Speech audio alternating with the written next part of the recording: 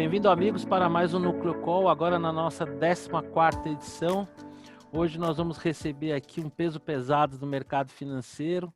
No final dos anos 60, no início dos anos 70, o ator italiano Marcello Mastroianni estava no auge do seu sucesso, da sua carreira, e por conta disso, aqui no Brasil nasceram um monte de Marcelos.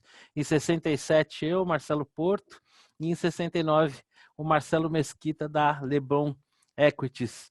Bom, é um privilégio enorme receber você aqui com a gente, Xará. Você que é tão conhecido, no mercado de capitais brasileiro, e aí tem uma longa estrada. Veja aí se eu fiz a minha lição de casa certinho. Se tiver alguma coisa errada, você me corrija, tá bom? Economista formado no mercado, economista no mercado financeiro desde 91, com passagens pelo Garantia e pelo UBS. Você sempre se destacou aí, pode deixar a modéstia de lado, não precisa se preocupar, como um dos principais analistas brasileiros. E em 2008 você fundou a Leblon Equities. Você é sócio hoje, fundador de uma das mais tradicionais casas de gestão brasileira, mas muito mais que gestor de um fundo, o que já é uma grande responsabilidade. Você é representante em alguns conselhos de administração, a se destacar aí como conselheiro representante dos acionistas minoritários da Petrobras. Bom, esse é um currículo e tanto. Eu quero agradecer inicialmente você está disponibilizando um pouco do seu tempo para falar com a gente. Eu sei que isso não é simples. Então, para aproveitar o teu tempo, eu já queria começar aqui emendando uma pergunta. Queria que você falasse um pouquinho mais para a gente dessa sua trajetória profissional e como é que foi a decisão de fundar a Leblon. Bom, em primeiro lugar, obrigado aí por vocês terem nos convidado aí para conversar aí com os clientes de vocês. É uma grande honra para nós.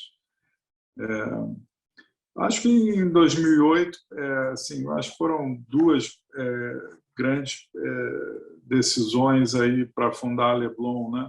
A primeira, assim, do ponto de vista pessoal, eu sempre tive um sonho assim de empreender e de poder participar de um negócio onde eu pudesse influenciar mais a criação da marca e a estratégia do negócio, né? No Garantia tinha um pouco, bastante isso, quer dizer, era uma organização onde realmente as pessoas eram escutadas e podiam influenciar e tal.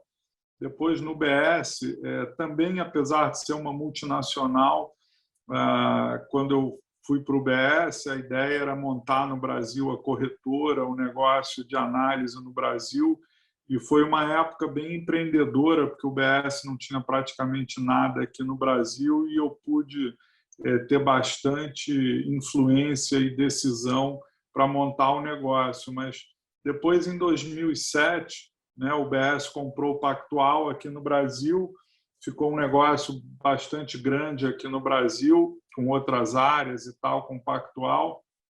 E, mundialmente, teve a crise de 2008, né?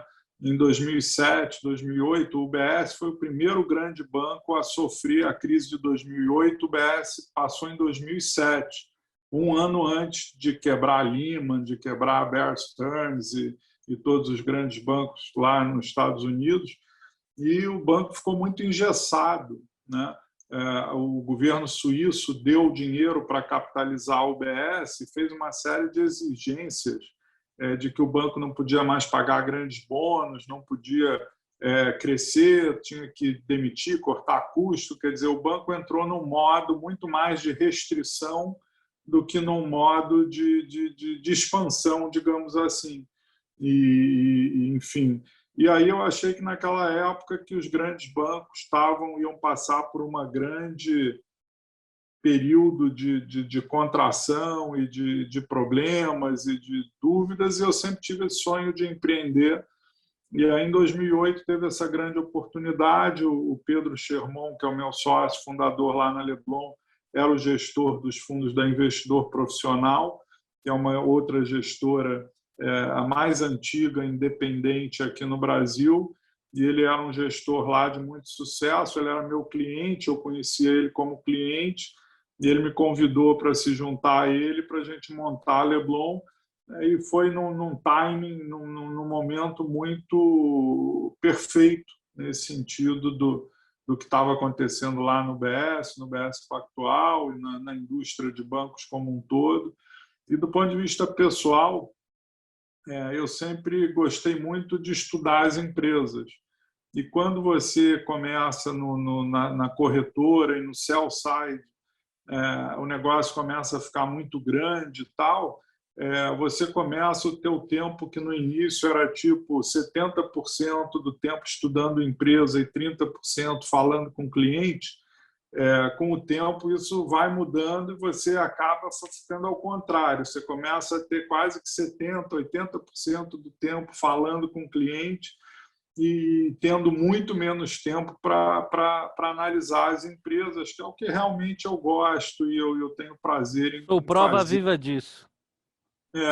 E aí, então, isso também foi uma coisa que me fez decidir por essa mudança, de sair, digamos assim, do sell side, da corretora, para ir para um negócio de buy side, de gestão de fundo, de gestão de ações, onde eu pude voltar a gastar o grande tempo do meu dia estudando as empresas, que é realmente o que eu gosto de fazer. Então, foi unir o útil ao agradável aí a criação da Leblon. Então você é a prova viva que, enquanto muita gente chora durante a crise, outros fazem das crises grandes oportunidades, né? Bom, a Leblon é uma casa super estabelecida, respeitada no mercado, e sempre que a gente tem esse bate-papo com gestores, uma das informações que a gente gosta de levar para os nossos clientes é que como é que é o processo decisório de cada casa, né? A gente se depara com vários modelos, não existe um modelo ótimo ou melhor, mas existe aquele modelo peculiar a cada casa. Eu queria que você falasse um pouquinho como é que é o processo decisório da Leblon. Vocês estão divididos em equipes, vocês têm um comitê central, como é que funciona isso?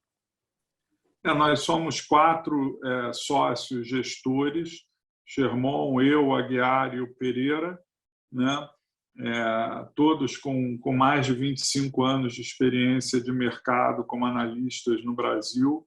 E nós 4 somos gestores, mas analistas também.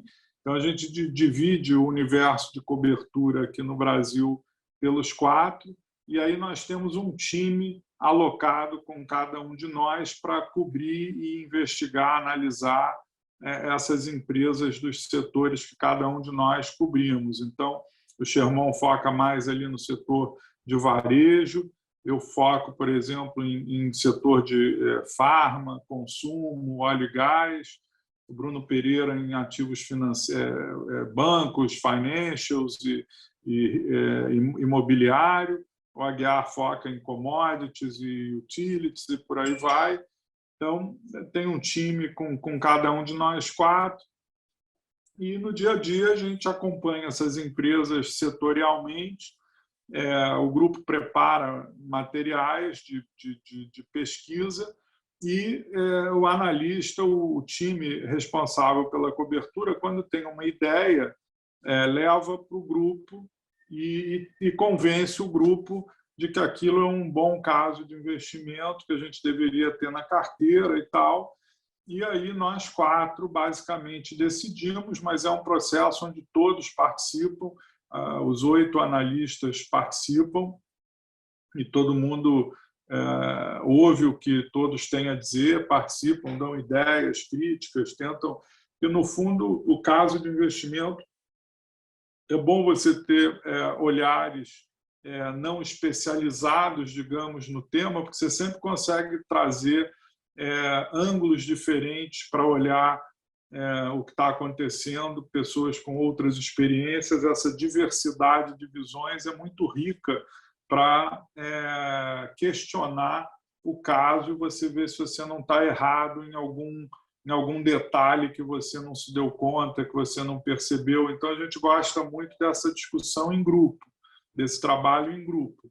Mas, no final, os 4 é que decidem e a alocação em termos percentuais na carteira tem muito a ver aí com essa percepção de risco dos 4, principalmente. A gente faz uma reunião toda semana, nas segundas-feiras, onde o grupo se reúne, onde é tudo apresentado, discutido. Durante o resto do tempo, a gente também pode fazer reuniões emergenciais e tal, mas, em geral, a gente tenta separar bastante, aí, digamos assim, o barulho dos sinais, né? No dia a dia, se você fica todo dia ali olhando o preço do mercado diariamente, não sei o que, você se perde um pouco, às vezes, Muito daquela ruído, né? visão mais de médio, longo prazo, né? Todo dia tem alguma coisa que acontece que você diz, isso vai mexer em tudo. Mas não é tudo que mexe em tudo, né? Mesmo quando chove, o jardim ali está crescendo, né? A chuva ajuda o jardim a crescer, não É precisa verdade. pegar o guarda-chuva, achar que vai ser uma loucura. As coisas... E todo dia também a gente tem uma reunião no final do dia da equipe inteira, onde a gente discute também outros assuntos, mas as novidades das empresas, o que teve de relevante, a gente fala e conversa como grupo diariamente. Para nós aqui da Nucleopar, esse modelo que você acaba de apresentar é aquele que mais nos agrada, né? Desde a Grécia Antiga, a gente já sabe a importância do contraditório, né? Nos investimentos não seria diferente. Eu queria aproveitar aqui essa oportunidade e perguntar para você o seguinte: são inúmeras as variáveis que impactam na formação de preço de um ativo, né? Os indicadores da empresa, as perspectivas do setor do qual ela faz parte, o cenário macroeconômico. Eu queria entender nessas análises que vocês fazem, se é que é possível a gente fazer aí uma fórmula de bolo, qual que é o peso de cada uma desses conjuntos de variáveis, como é que eles se combinam, né? Quer dizer, o quanto que o cenário macroeconômico, por exemplo, perspectivas influencia, como é que vocês fazem isso caso a caso, se é que seria possível a gente falar sobre isso em linhas gerais? Perfeito. Eu acho que o nosso trabalho, no fundo, são dois grandes trabalhos, né? O primeiro é entender o que a empresa é, né? O que ela faz, como ela ganha dinheiro, qual é a estratégia dela, quem são as pessoas, quer dizer, entender da empresa. E depois tem um outro trabalho que é importante e que é bem diferente, que é saber avaliar isso, é dizer se isso está caro ou barato em relação às concorrentes, aos outros setores. Então, às vezes você tem um analista que é muito bom em entender o que é o negócio, mas que não é muito bom em precificar o negócio. O que o mercado está precificando, o que o consenso está precificando, né? Então, são trabalhos, assim, digamos, um pouco diferentes, mas são complementares e, no fim, a qualidade da gestão está ligada a fazer bem essas duas coisas. No que diz respeito a entender o que é a empresa, em termos de variáveis, um trabalho que eu recomendo e que eu gosto muito foi um grande pesquisa feita em Harvard pelo Noria e outros 3 professores, o Groisberg, o Joyce, o Robertson, fizeram um livro que é What Really Works. E esse livro é um resumo de um grande trabalho científico feito com muito dinheiro disponível de Harvard, os melhores professores. Eles tentaram responder a pergunta o que faz uma empresa de sucesso no longo prazo? O que faz uma empresa com um sucesso sustentável no longo prazo? Né? Quais são essas variáveis, que é isso que você está perguntando? Né? Quais são as variáveis mais relevantes para uma empresa ter sucesso no longo prazo? E tinham tido livros anteriores sobre isso, por exemplo, pessoal que entrevistou Jorge Paulo Lemann, daquele que o próprio pessoal do Garantia sempre usou muito, do From Good to Great, o que faz uma empresa boa virar uma empresa excelente, coisas desse tipo. Mas esse livro, eu acho que ele resume, mais amplo, inclusive embarca coisas desse pessoal lá do Good to Great.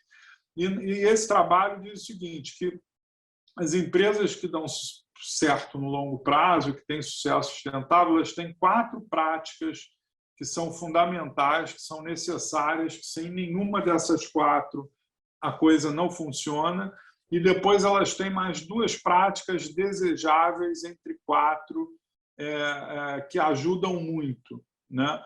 E as 4 práticas necessárias, a primeira é que a empresa tem que ter uma estratégia clara, bem definida e bem comunicada. Quer dizer, a empresa tem que saber aonde ela está hoje, aonde ela quer chegar, o que ela quer, aonde ela quer chegar, como ela quer mudar, como ela quer conquistar mercado, como que ela quer reduzir custo, como que ela quer inventar um produto novo. Quer dizer, tem que ter uma estratégia, quem é o público-alvo, tudo isso, quer dizer, tem que ter uma resposta bem dada, uma estratégia bem clara, bem definida e bem comunicada. Se você não tem isso, você já não sabe nem... É uma nau desgovernada, digamos assim, né? Tem que ter um mapa que eu estou aqui em Portugal, eu quero chegar na América. Esse é o primeiro ponto, né? O segundo, a empresa precisa ter uma execução que é boa, que atende com consistência as expectativas do cliente. Quer dizer, o que é uma execução boa? É uma empresa que entrega para o cliente o que o cliente está precisando, que resolve um problema do cliente, né? E tem que fazer isso direito. Quer dizer, não adianta você dizer, não, eu estou vendendo comida aqui, mas se a comida não é de boa qualidade, não é num baixo preço, não é numa loja limpa, não é com um aplicativo bem feito e tal, o cara vai lá uma vez, duas, e vai procurar o primeiro concorrente que faça melhor que você, né? Depois, o terceiro ponto, a empresa tem que ter uma cultura de alta performance e de valores. Quer dizer, não adianta você ter uma empresa gerida por bandidos ou pessoas que não têm ética, pessoas que têm uma cultura que não é uma cultura que se sustente no longo prazo, de coisas que realmente criem relações, que criem um amor do consumidor pela sua marca e tudo mais. Quer dizer, tem que ser uma empresa atenta ao meio ambiente, atenta às relações dos próprios funcionários dentro da empresa, com a comunidade em volta. Então, essa coisa da cultura, as empresas podem ter culturas diferentes, sem dúvida, todas têm culturas, cada uma muito individual, mas essa questão dessa cultura bem clara, bem forte, cultura tem a ver com processos, né, internos. Então, quando o analista vai numa empresa, e você percebe, por exemplo, uma Ambev, é uma empresa que tem uma cultura fortíssima, né? Uma Natura tem uma cultura fortíssima. Então, você percebe quando aquilo está no DNA das pessoas, no tipo de pessoa que ela contrata e tal, né? E, por último, é uma estrutura que simplifica o trabalho na empresa e que gera eficiência nesse trabalho da empresa. Quer dizer, você pode ter uma cultura forte, uma boa execução, uma boa estratégia, mas se a organização não está bem desenhada, no sentido de um ajudar o outro e de que as coisas funcionem no sentido de que uma máquina que tem uma roda, tem um volante, tem um banco, quer dizer, o carro tem várias partes ali que estão bem organizadas, tem que estar bem estruturada a coisa, né? E aí um morre, um sai, acontece alguma coisa, se a estrutura não é bem feita, a coisa não se sustenta mais. E depois os outros 4 pontos, e que aí podem 2 dos 4 já seriam suficientes para sustentar a empresa. Uma é talento acima da média em todos os níveis hierárquicos. Quer dizer, empresa com gente boa é fundamental, né? É difícil você ter uma boa execução e uma cultura forte, uma boa estratégia, se você não tem gente boa no negócio, né? O segundo ponto são líderes excepcionais. Quer dizer, você até tem negócios que deram muito certo sem líderes carismáticos, sem líderes fenomenais. Isso é possível, isso acontece muito. Mas quando você também tem um líder feito um Jeff Bezos, né, feito um Jorge Paulo Lemann, um Marcel Telles numa Ambev da vida e tal, a coisa fica mais fácil, porque você tem ali o cara montando o cavalo ali muito bem montado, né?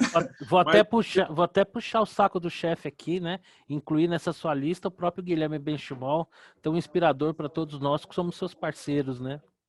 Exatamente, quer dizer, quando você tem um líder inspirador que sabe animar o time, levar o time nesse caminho certo, a coisa é mais fácil do que quando você não tem esses líderes excepcionais. Outra coisa importante é a inovação na indústria.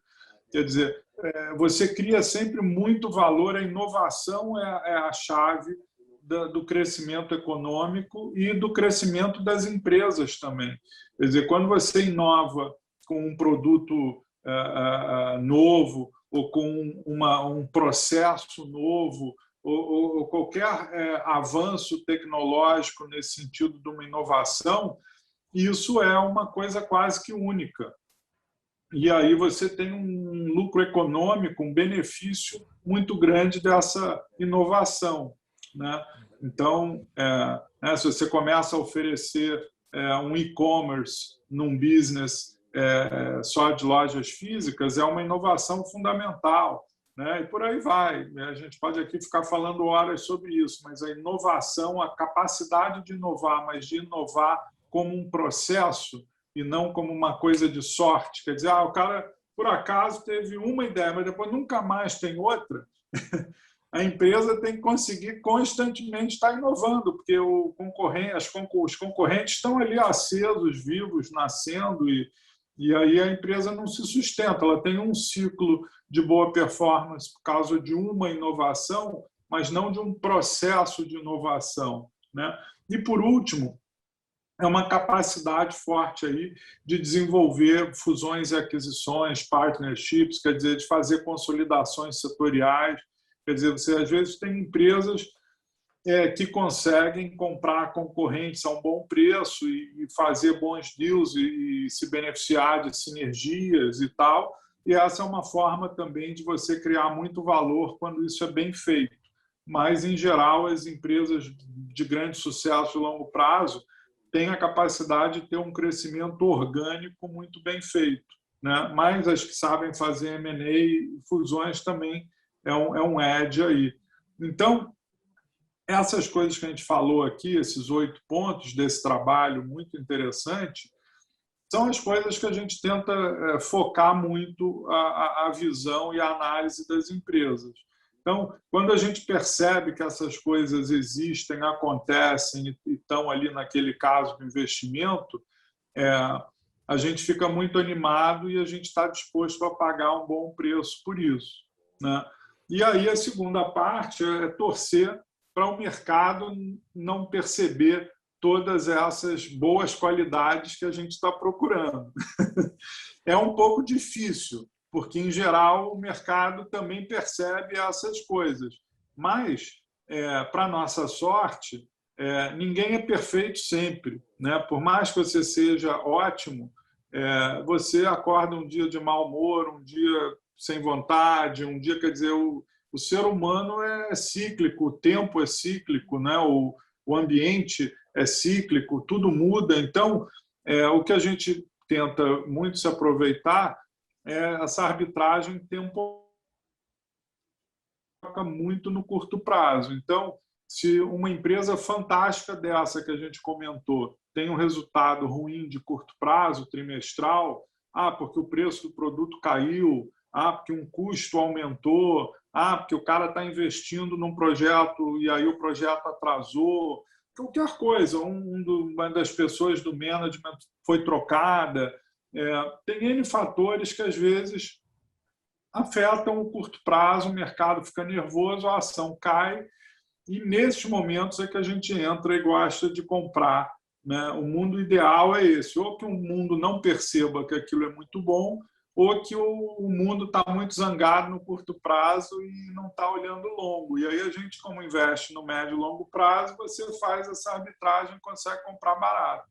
Então, em geral, a gente busca.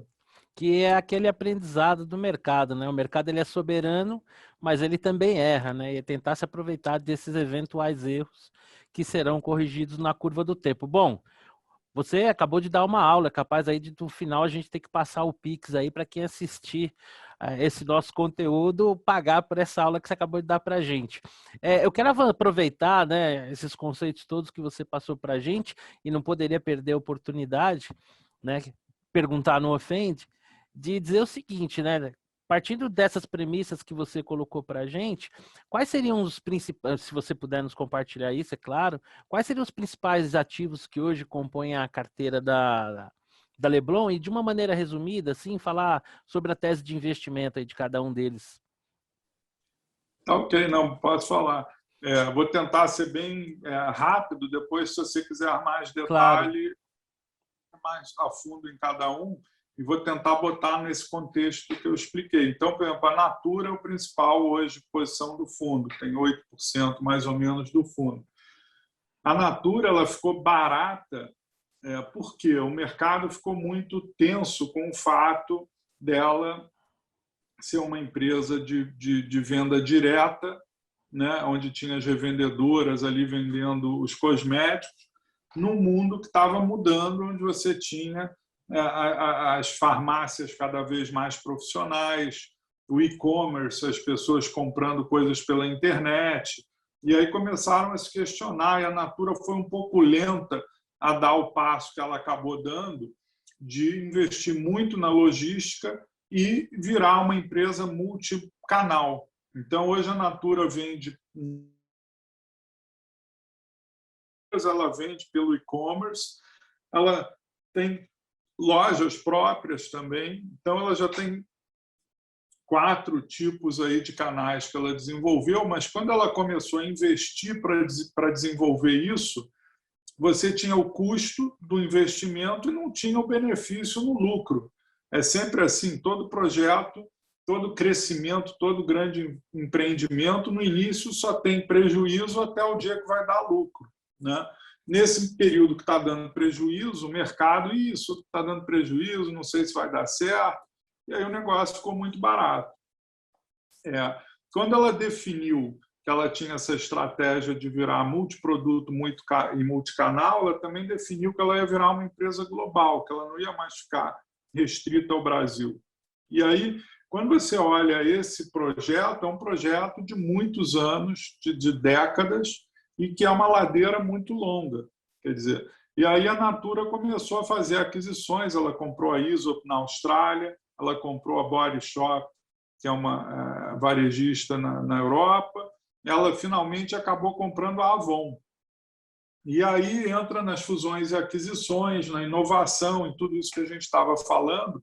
A Avon é uma empresa que está com margens muito baixas, é uma empresa que não é muito lucrativa, ao contrário da Natura. Então, se a Natura conseguir implementar essa reestruturação da Avon, que ela comprou agora, e botar a Avon no mesmo padrão da Natura, o valor que vai ser criado é muito, muito grande. Porque a Natura hoje ainda negocia com um desconto grande para as concorrentes globais hoje, né, que é L'Oréal, Shiseido e por aí vai, se esse turnaround da Avon acontecer e se essa expansão dos produtos dela pelo mundo, em vários mercados onde ela ainda não está, a China, por exemplo, ela ainda não entrou, a Índia. Então, é uma empresa que mudou de patamar. Os drivers de crescimento do lucro da Natura hoje são coisas globais, né? Não tem mais a ver com o ambiente brasileiro, com a questão do ambiente macro brasileiro, nada disso, virou uma empresa global, né? Aí, outra empresa grande na carteira é BR Foods. BR Foods é uma empresa também dessas, como a gente estava falando, que tem todos os atributos aí, quase todos de longo prazo, mas no curto prazo ela está passando por uma tempestade perfeita, porque você teve o preço do milho e da soja disparando em dólar e também em reais, porque teve uma desvalorização grande do real, né? Então ela teve custos subindo e o preço do produto caindo. O preço do frango nunca teve tão baixo em relação ao preço da carne de vaca, por exemplo, né? Era quase 3 e pouco para 1, está 0,5. É um negócio assim, absurda a diferença de 100 gramas de um peito de frango para 100 gramas de um filé mignon hoje, historicamente. Então, é uma empresa que passou também por grandes mudanças de acionistas e de gestores, mas é uma empresa que tem marcas centenárias, Sadia, Perdigão, tem um market share no Brasil de embutidos e tal de quase 50%. É uma empresa com um grande potencial, passando por grandes problemas de curto prazo. O mercado fica com dúvida, não precifica essa possibilidade de mudança, e aí é que a gente acha que tem uma oportunidade grande de arbitragem.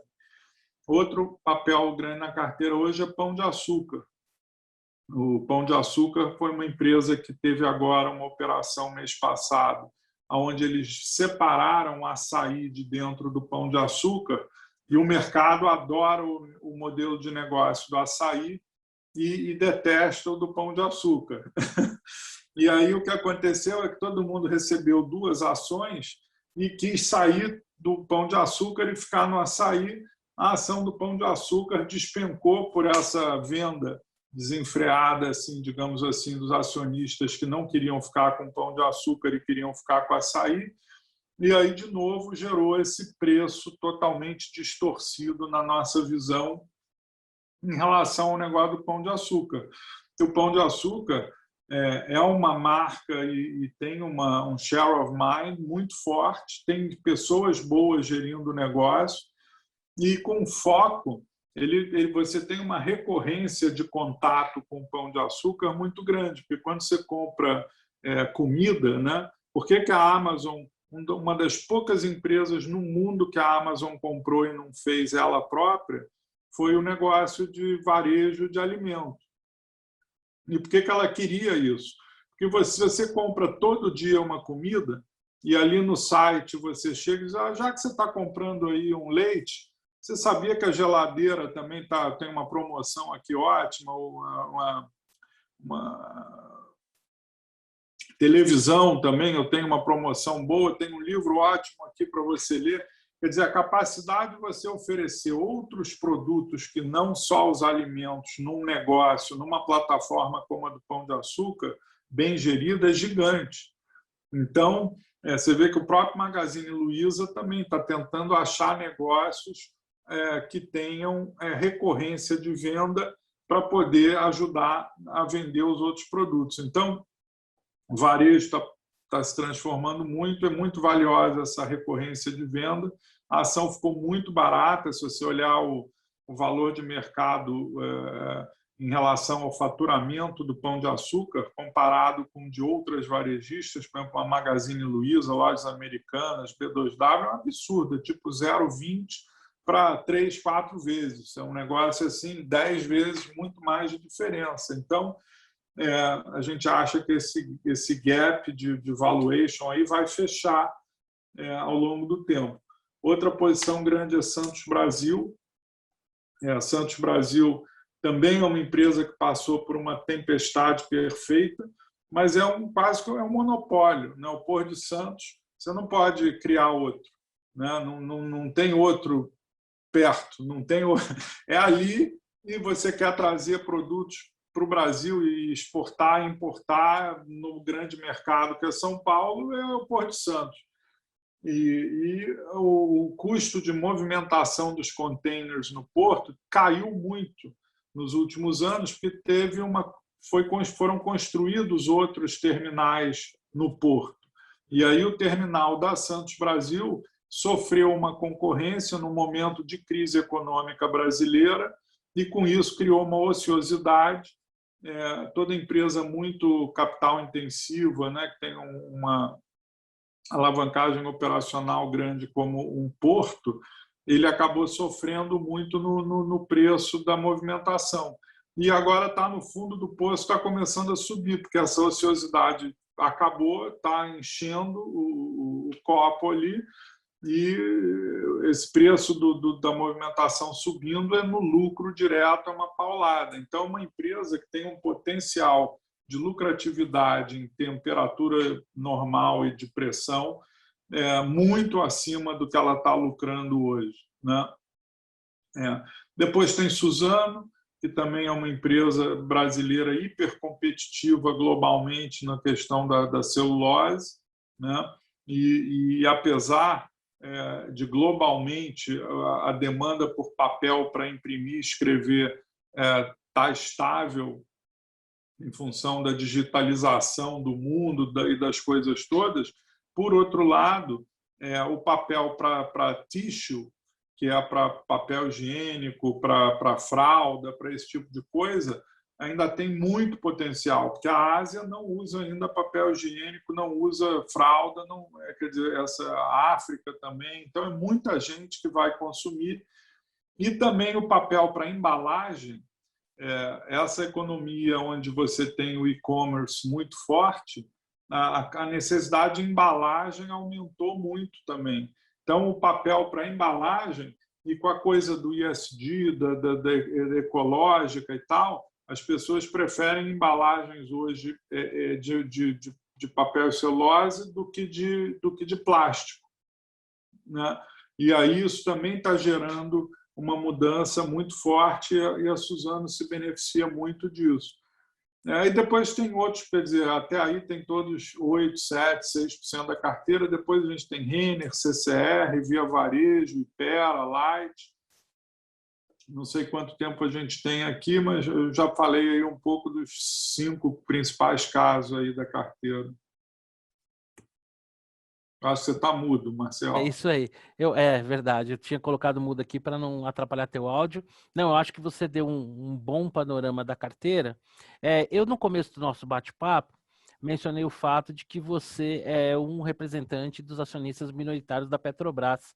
Eu queria aproveitar um pouco do nosso tempo para falar desse case em particular, né? Bom, recentemente a Petrobras ocupou as manchetes de jornal por conta da substituição do seu presidente, num processo em que ficou clara ali uma interferência do presidente da República.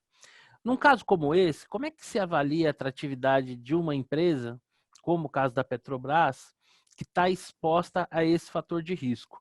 E aproveitando aí, eu queria uma opinião sua, se você vê em algum horizonte a possibilidade da Petrobras vir um dia a ser privatizada. E faço aqui um adendo. Eu vejo que alguns gestores, analistas, são bastante reticentes a fazerem alocações em empresas que têm participação estatal, no caso de Banco do Brasil e Petrobras. Mas eu pergunto, não são exatamente essas empresas onde existem as maiores possibilidades de, em havendo uma privatização, ocorrer os maiores ganhos de eficiência? Sem dúvida. Eu acho que, de novo, a gente tem que saber entender o que é o negócio e depois precificar. As estatais, sem dúvida, têm que valer menos do que empresas privadas por todas as dificuldades de agilidade que elas têm por serem estatais e por essa ciclicalidade da influência política. Essa influência política nas estatais ela foi reduzida com a lei das estatais, que foi feita depois da Lava Jato. Sim. Que foi uma legislação bem feita. Então, por exemplo, hoje, você não pode ter um diretor da Petrobras ou do Banco do Brasil ou da Eletrobras que seja, por exemplo, político ou que seja parente de segundo grau de um político eleito em qualquer lugar do Brasil. Parente só se for o Pedro Parente, né? Exatamente. Então, você já colocou muitas restrições para malfeitos passados. Mas, por mais que você leve o cavalo até a água, você não obriga ele a beber a água se ele não quer beber a água. Então, as pessoas são muito importantes, como a gente comentou no início dessa conversa. A gente ainda não sabe exatamente que tipo de pedidos ou ordens ou sugestões o Bolsonaro deu para esses novos presidentes da Petrobras, do Banco do Brasil, da Eletrobras, que estão sendo colocados nesse momento. Quer dizer, teve um desejo do governo federal de trocar os presidentes dessas estatais. Todos vinham fazendo um bom trabalho e foram trocados porque o presidente queria influenciar e não conseguiu. A gente não sabe daqui para frente, nos próximos 2 anos, se ele aprendeu a lição ao ver que o preço das ações despencaram, o dólar disparou, o risco Brasil aumentou. Quer dizer, eu espero que tenha sido uma lição e um processo de aprendizado. Quer dizer, eu acho que o presidente da República ficou animado, que ele estava vendo a popularidade ainda alta, apesar de pandemia, apesar de tudo, e começou a se sentir, digamos assim, potente o suficiente para fazer o que ele queria e não ouvir não de algumas pessoas, e aí quis trocar as pessoas de quem ele estava ouvindo não, né? Só que a vida é assim. Tem custo, né? porque essas instituições estavam geridas por boas pessoas, por bons processos, por uma boa governança, e foi colocada em função da Lava Jato, do acordo com o Departamento de Justiça americano depois da Lava Jato, em função da class action que teve na Petrobras. Então, hoje, a estratégia da Petrobras é muito bem definida ao longo de vários anos pelo Conselho de Administração, que teve pessoas independentes e de bom nível, que desenharam isso lá atrás. Isso tudo começou a ser desenhado lá com o Pedro Parente, depois o Roberto Castelo Branco continuou, então, no governo Temer, depois no Bolsonaro. Então, eu quero crer que a sociedade brasileira já é madura o suficiente para, independente do presidente da República, você ter as empresas com a capacidade de se defenderem e de se manterem no caminho correto. Apesar disso tudo, você depende das pessoas também. Então, a minha visão pessoal hoje sobre esse tema da Petrobras a gente precisa ver. Primeiro, o general Luna tem que ser eleito. Ele ainda não foi eleito. A eleição é dia 12. A União provavelmente vai eleger ele para o Conselho, e depois o Conselho tem que se reunir e resolver botar ele de presidente. Na regra da Petrobras, o presidente tem que ser um dos conselheiros. Então, o primeiro passo é sempre eleger conselheiros, onde um deles será proposto para ser o presidente, no caso, esse general Luna. Então, primeiro esse passo tem que acontecer. E depois ele tem que mostrar quem ele é, o que ele quer fazer, se ele vai concordar em manter a estratégia que está definida, que é boa, que faz sentido. Eu acho que se ele der sinais claros de que ele vai manter o caminho que vem sendo trilhado e a estratégia atual definida pela empresa, que é reduzir custo, que é sair dos negócios onde ela não tem uma vantagem competitiva e focar no pré-sal, que é onde ela é muito competitiva e lucrativa, e focar em só fazer investimentos que dão retorno. A empresa hoje faz um EVA, faz todo um estudo de retorno das várias áreas e tal. Eu acho que se ele mostrar que vai manter o que vem sendo feito, as ações vão performar bem, as ações vão subir, porque o mercado vai ver, beleza, trocou uma pessoa por outra, mas as instituições são maiores do que as pessoas e as coisas vão continuar na mesma direção. Se ele não der esses sinais claros, a ação não vai andar. Então, tem um risco muito de pessoa, né? Em geral, a gente, como investidor, não gosta muito desse tipo de risco a priori. Eu gosto de correr risco de pessoa quando eu já entendo o que a pessoa quer fazer. Claro. Né? Depois, o risco é de execução, é da cultura, é da estrutura, dessas outras coisas que a gente conversou. E isso eu consigo avaliar, né? Mas a da pessoa é mais difícil. Então, hoje a gente não está com Petrobras na carteira, mas a gente pode voltar a qualquer momento se o preço estiver muito barato e não estiver precificando, por exemplo, que o presidente novo vai querer continuar com a empresa no caminho certo. Hoje está precificado que ninguém sabe para que caminho ele quer levar, quem é ele, o que ele quer, né? Está precificado o problema.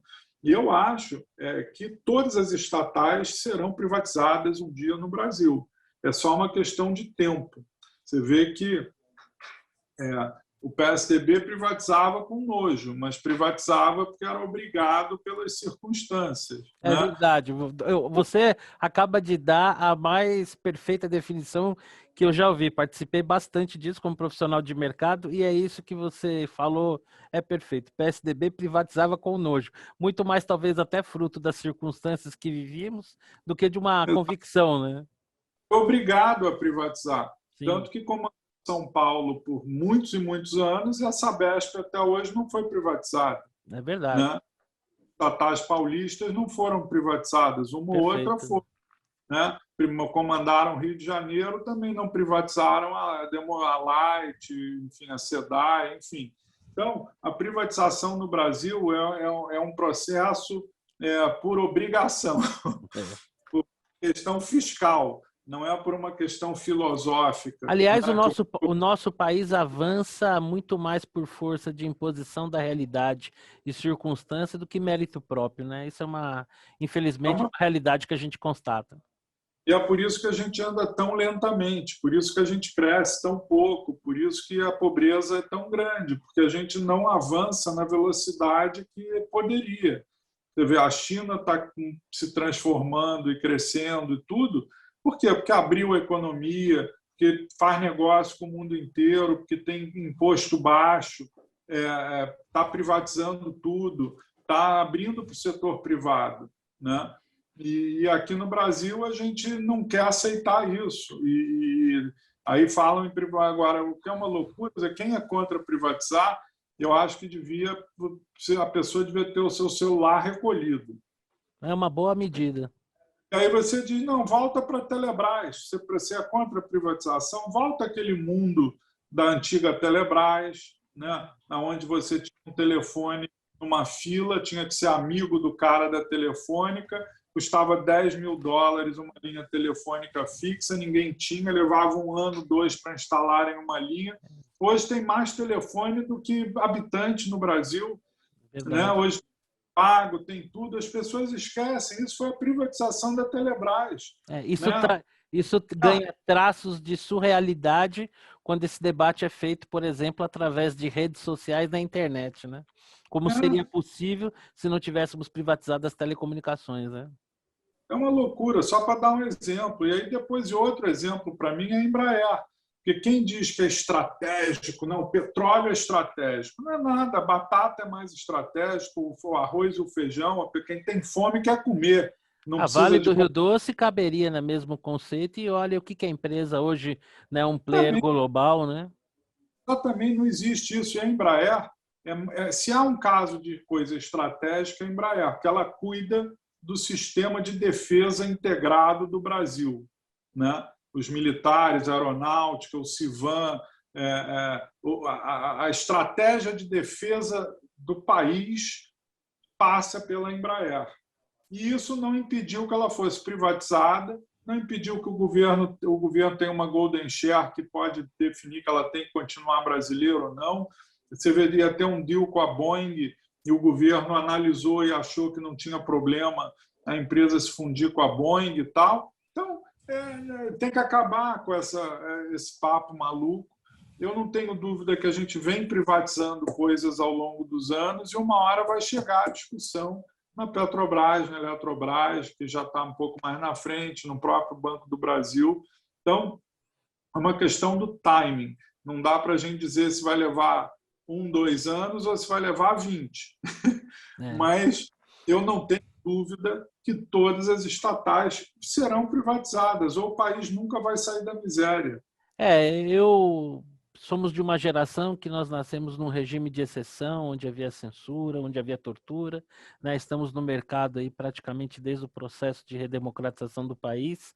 A gente caminha lento, mas acho que a gente caminha o caminho que tem que ser caminhado mesmo, que é o caminho democrático, de a trancos e barrancos, com idas e vindas, caminhar nessa direção e essa a esperança que eu tenho. Bom, o papo quando é bom é assim, né?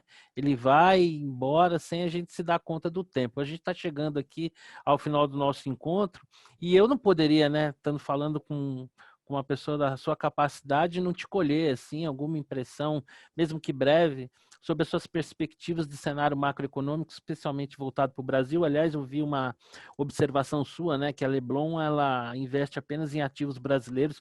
Eu vejo tanta gente falando de investimento global e fico me perguntando se de fato essas casas têm toda essa infraestrutura para estar acompanhando assim o globo, como dizem. Eu que sou um pouquinho mais velho, vejo com alguma reticência aí alguns discursos e achei muito oportuna a forma da Leblon de focar a sua ação em ativos brasileiros. E então, nesse sentido, eu queria colher aqui com você algumas as suas considerações finais e também um pouco qual é a sua perspectiva aí macroeconômica para o Brasil, superada a pandemia aí, que vamos torcer que esteja na reta final, ainda que num momento bastante agudo.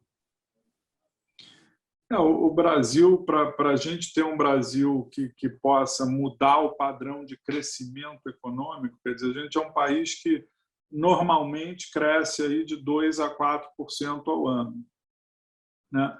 Para a gente poder mudar esse padrão e poder crescer 5, 6, 7% ao ano, investimentos em relação ao PIB têm que aumentar muito. E isso só é possível se o governo fizer uma redução de custo na carne, tiver uma grande reforma do Estado brasileiro para que haja impostos menos o custo de manter o governo, sobre espaço, sobre dinheiro, superávit primário para poder ir para investimento, né?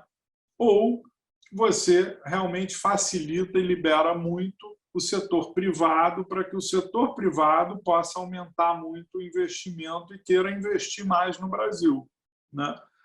Então, se isso não acontecer, não tem milagre.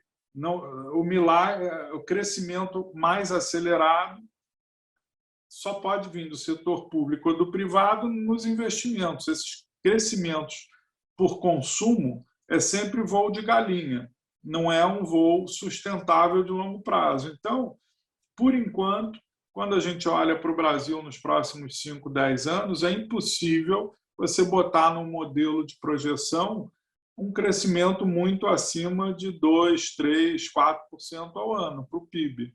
Isso é a gasolina que tem no carro ali para esse carro andar. Esse é o pneu que está ali, esse é o tipo de carro que a gente tem. O Brasil é uma Ferrari com uma pedra de 10 toneladas em cima, que é o governo, que não deixa o carro andar rápido. Se você diminuir o tamanho do governo, aumentar a eficiência do governo para que ele invista e ajude com a infraestrutura que o setor privado precisa, aí a gente pode acelerar. Então, essa é a minha visão de médio e longo prazo econômica, né? E aí, em volta disso, você tem o curto prazo ali, que é muito oscilação em função da política, né? Então, quando você tem um presidente da República que consegue criar uma maioria no Congresso para fazer reformas a um baixo custo e olha na direção das reformas com mais vontade, o país melhora, o câmbio real aprecia, o juro cai e tudo mais. Quando você tem gente no poder sem essa visão de mais longo prazo, o país anda para trás um pouco, né? Então, é o que a gente tem sofrido, é um país que tem tido uma volatilidade muito grande, um ambiente de negócio muito difícil. Agora, os empresários inteligentes e capazes conseguem ganhar muito dinheiro, porque essa selva que é o Brasil acaba gerando também um ambiente competitivo difícil que quem consegue navegar nele se diferencia dos outros. Então, você vê, por exemplo, uma loja Renner, o varejo está muito difícil, mas está difícil para os pequenos, para o cara que tem uma lojinha no shopping. O cara, como uma Renner, que tem custo de capital baixo, infraestrutura, SAP, logística e tal, acesso a capital, está crescendo o market share, mesmo com a crise econômica, né? Então, a gente às vezes tenta ligar muito o PIB e o ambiente macro brasileiro aos possíveis ganhos em estar investido em ações no Brasil. É lógico que ajuda. Se você tem o vento a favor do lugar, ajuda. Mas a história mostra que você consegue ter retornos muito altos, apesar do macro bem ruim no Brasil. Quando você acerta o modelo de negócio, quando você acerta o empresário, porque esse cara navega muito bem contra os concorrentes no ambiente. Então, esse é um pouco o recado, eu acho. Eu acho que quando você olha, por exemplo, os últimos 12 anos, desde que a gente fundou a Leblon, a Bolsa subiu 6% ao ano, mas o fundo subiu 15% ao ano. Então, você conseguiu ter quase que 7% aí de performance adicional, fazendo a escolha correta das melhores empresas e tal. Isso, no longo prazo, te dá um retorno. Uma belíssima geração de alfa, né?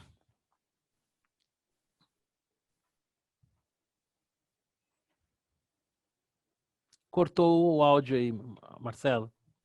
Mas é isso, Marcelo, não quero me alongar demais aí. Não, foram ótimas as suas colocações.